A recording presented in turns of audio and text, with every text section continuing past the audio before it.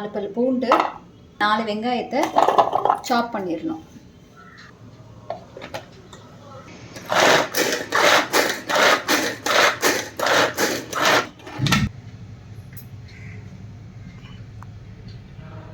வெங்காயத்தை நம்ம நல்ல பொடி பொடியாக இந்த சாப்பரில் போட்டு சாப் பண்ணிட்டோம்.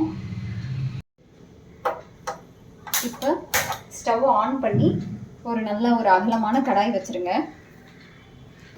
கடாயில் ஒரு 3 ஸ்பூன் கடலெண்ணெய் ஊற்றிட்டு எண்ணெய் காஞ்சிருச்சு. இப்போ அதில் 1 ஸ்பூன் கடுகு,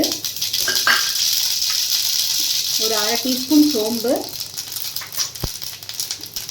ஒரு கொத்து கருவேப்பிலை, இதில் நம்ம சாப் பண்ணி வச்ச வெங்காயத்தை ஆட் பண்ணிடணும். இதுக்கு தேவையான உப்பு போட்டு நல்லா மிக்ஸ் பண்ணிடுங்க. இப்போ நம்ம அந்த வெங்காயம் வதங்குற கேப்பில் ஒரு சில தேங்காய், ஒரு தக்காளி, ஒரு பச்சை மிளகாய், அது கூடவே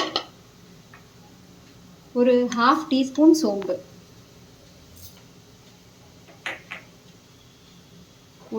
ஒரு டீஸ்பூன் அளவுக்கு கசகசா இல்லாதவங்க முந்திரி பருப்பு சேர்த்துக்கோங்க.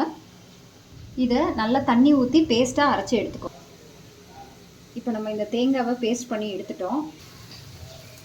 வெங்காயமும் பொன்னிறம் ஆயிடுச்சு. அரைச்ச தேங்காயை உள்ளே சேர்த்துருங்க. இது கூடவே ஒரு 1/4 டீஸ்பூன் மஞ்சள் பொடி, அப்புறம் நம்ம வீட்டு குழம்பு மிளகா பொடி இருக்கும்ல, நீங்களே வீட்டில் அரைச்சது, அதில் ஒரு டீஸ்பூன், இவ்வளோ தான் போடுறேன்.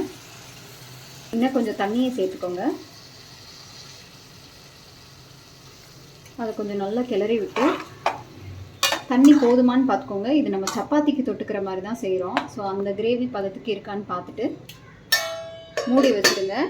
ஒரு 7 மினிட்ஸ் ஆயிடுச்சு. இப்போ நம்ம திறந்து பார்க்கலாம். நல்லா ரெடி ஆயிடுச்சு. தண்ணியெல்லாம் கொஞ்சம் சுண்டி நல்லா நம்மளுக்கு என்ன பதம் வேணுமோ அந்த பதத்துக்கு வந்துருச்சு. ஸ்டவ் ஆஃப் பண்ணிடலாம்.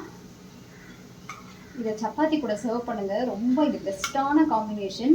ரொம்ப ஈஸியாகவும் செஞ்சிடலாம். இது என்னோட ரொம்ப ஃபேவரட்டான ரெசிபியும் கூட.